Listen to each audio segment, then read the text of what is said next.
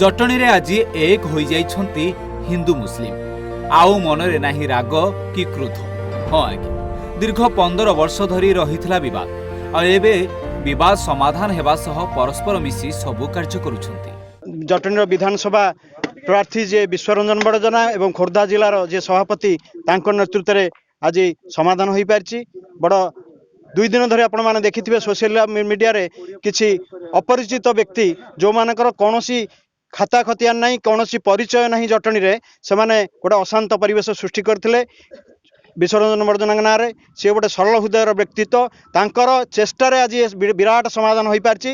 तेणु ये जो शांति प्रशिटा 10-11 वर्ष पर यू मु कहबी जे परिवर्तन स्वर जटणीर निर्वाचन मंडल एठू आरंभ होला। जटणी रे बीजेपी सहयोग रे हिंदू मुस्लिम एकाठी शिलान्यास करिसंती गीता भवन। तबे हिंदू मुस्लिम भाईचारा जटणी रे आज पूरा देखा मिली।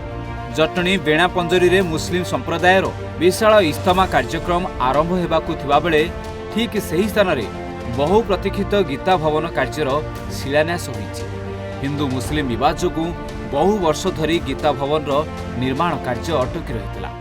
देखंतु भारतीय संस्कृति परंपरा आम समस्त अनुप्राणित विशेषकर सरकार जो विचारधारा अच्छी सबका साथ सबका विकास से ही परिवेश आज आमर ये तिरिमल अंचल विश्वरंजन बड़जना खोर्धा जिला सभापति नेतृत्व क्रमे आगुरी गोटे विवाद लगी रही समाधान होती। जटणी गोटे ऐतिहासिक दिन एवं गोटे समस्त गोटे समाधान दिन कहले अत्युक्ति हेब ना। श्रीयुत विश्वरंजन बड़जना ये गीता भवन को लेकिन पाखापाखि 15 वर्ष है जो विवाद लगी रही हो पार ना।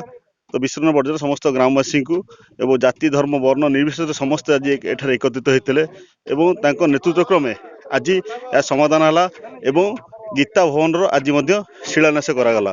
लुलु भाई नेतृत्व में आज आमर गीता भवन भी शुभ पड़ी आउपटे आमर पूर्वर इस्तमार से आमर बाउंश बांधिकी तार शुभ आरंभ करते।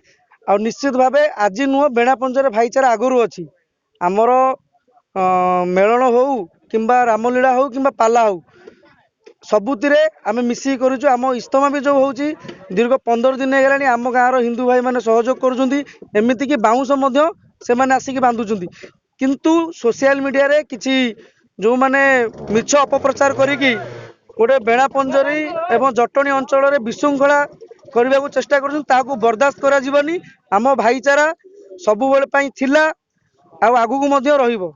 तेबे खोर्धा जिला बीजेपी सभापति विश्वरंजन बड़जना नेतृत्व में और बीजेपी नेता डाक्टर उमाकांत पट्टनायक सहयोग में बहु दिन धरी लगी रही हिंदू मुस्लिम विवादर आज समाधान होईछि एवं हिंदू मुस्लिम उभय यह गीता भवन शिलान्यास कार्य कर। जटणी प्रदीप्त मार्थंक रिपोर्ट ओडिशा भास्कर।